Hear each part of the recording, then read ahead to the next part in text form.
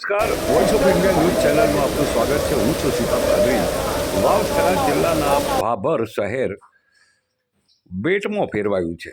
નીચાણવાળા વિસ્તારોમાં ઘરોના અંદર દુકાનોમાં પાણી ઘૂસી જતા લોકો ભારે નુકસાની ભોગવી રહ્યા છે અને કઈ રીતે રહેવું, ક્યાં જવું, એ ખરેખર ખૂબ જ આપત્તિજનક પરિસ્થિતિમાં અત્યારે પસાર થઈ રહ્યા છે. વાવથરા જિલ્લાના ભાભર શહેરમાં વરસાદી પાણીથી નીચાણવાળા વિસ્તારો જળબંબાકાર થઈ ગયા છે. ઘરોમાં પાણી ઘૂસ્યા છે. અત્યારે જે દ્રશ્યો આપ જોઈ રહ્યા છો તે વાવથરા જિલ્લાના સતત વરસી રહેલા વરસાદને કારણે નીચાણવાળા વિસ્તારોમાં વરસાદી પાણી ભરાઈ જતાં જનજીવન ગંભીર રીતે પ્રભાવિત થયું છે. ખાસ કરીને ભાભર જૂના વિસ્તાર, સ્વરાજપુરા અને થરા 3 રસ્તા વિસ્તારોમાં ઘરોમાં પાણી ઘૂસી જતા રહેવાસીઓને ભારે હાલાકીનો સામનો કરવો પડ્યો છે. ઘરોમાં પાણી ભરાવાના કારણે ઘર વખરી, અનાજ, ઇલેક્ટ્રિક સાધનો તેમજ પશુપાલન સાથે સંકળાયેલા લોકો આર્થિક નુકસાન થયું હોવાનું સ્થાનિકોએ જણાવ્યું હતું.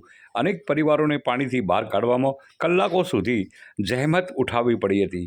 સ્થાનિકોના જણાવ્યા અનુસાર ભાભર શહેરમાં પસાર થતા સ્ટેટ હાઈવે ચાલી રહેલા કામને કારણે અનેક ગટર લાઈનો ચોકઅપ થયેલી છે, જેના પરિણામે વરસાદી પાણીનો યોગ્ય નિકાલ થઈ શક્યો નથી. પરિણામે રસ્તાઓ અને રહેણાંક વિસ્તારોમાં કમરસમા પાણી ભરાઈ જતા વાહન વ્યવહાર પણ પ્રભાવિત થયો છે.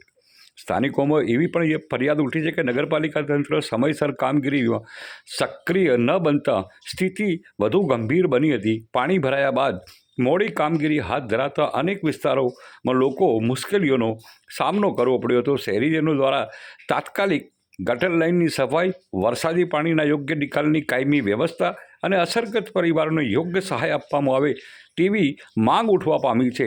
જો સમયસર યોગ્ય આયોજન કરવામાં નહીં આવે તો આગામી વરસાદમાં પરિસ્થિતિ વધુ વિકટ બનવા પામે તો નવાઈ નહીં.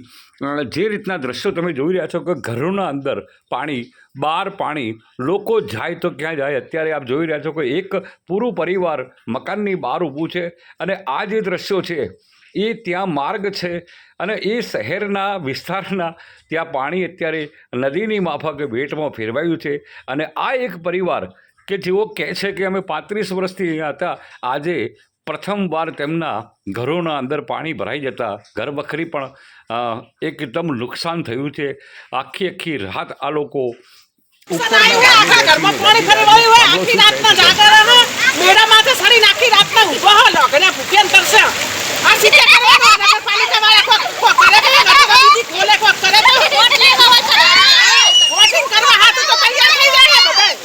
તમે નગરપાલિકા વાળાને જાણ કરેલી? કોઈ કોઈ આયા હતા? અમે ચારી વર્ષથી વર્યા હતા, કોઈ દાડો પાણી ના ભરાતું. અમારે આ નવા ગરનારા ના છે, નવા રોડ બનાયા અને અમારે ગરમ પાણી પેઠું. નકર અમે 40 વર્ષથી વર્યા ચોય પાણી ભરાતું જ નતું કોઈ દાડો. રોડ ના કારણ થી પાણી ભરાનું તો ગરનારું ચો નાખવાનું આવતું હતું. ખાડીયા ના લીધે તો ખાડીયા પાણી કાઢવું તો તમારે ગરનારું નતું નાખવું. સૌરાજપુરા જૂના ભાભર ના પેલું 40 વર્ષ થયા કદી પાણી આટલું નતું આવ્યું અમારા ઘર. પાણી નું ભરાણું અમારે જાણ ગરનારું નાશે ત્યારે પાણી અમારે આવી ના રહ્યું. હા, બધું બે ગરમ પાણી ભર્યું, કશું લીધું નહીં. અમે ગાવડો છોડી મેલ્યા અમારી ગાયો. પેલી બે ઉભી અમારી આ છોકરા બેરા અમે લેવા ચોકન લઈને જઈએ. બધું શેમન ચો લઈને જવું, કોના ઘરે લઈને જવું આવવાનું બધું. નગરપાલિકા કહો કે કરો ગમે ગરનારાનું આટલું બધું પાણી આવે તમે જવાનું છો. અમે બધા છોકરા બેરા અમે બધા જઈએ તારે. ના હજુ તો આ ખર્ચેડી આયા બલું ભાવ જીસીબી લઈ. હવે ગમે કરે કાર્યવાહી કરો. તમે તાર પાણી કાઢવાનું કોઈ કરો. આ પાણી નું શું કરશો તમે? મારું નામ કિશનાબા. વરસાદ વધારે સવારના 4 વાગ્યાથી વરસાદ ચાલુ થયો છે. સતત લાઠી બજાર, ખાડિયા બજાર, એને 5 ફૂટ જેટલા પાણી ભરાઈ ગયા છે. દુકાનમાં લાખો કરોડો રૂપિયાનો માલનું નુકસાન છે. મારી ખુદની દુકાન છે સદગુરુ કંગન સ્ટોર. અત્યારે દુકાનમાં 4 ફૂટ પાણી ભરાયેલો છે. શટર પણ ખોલી શકાય પરિસ્થિતિ નથી.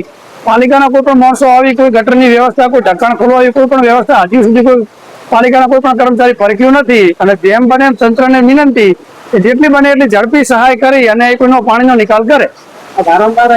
વારંવાર જેવો કે 2 ઇંચ વરસાદ પડે તો પણ આ ખાડિયા વિસ્તારની અંદર પાણી ભરાઈ જાય છે.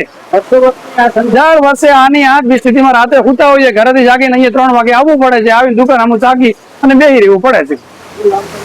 મારું નામ ભરતભાઈ, સદગુરુ કમલેશ કોર, લાઠી બજાર.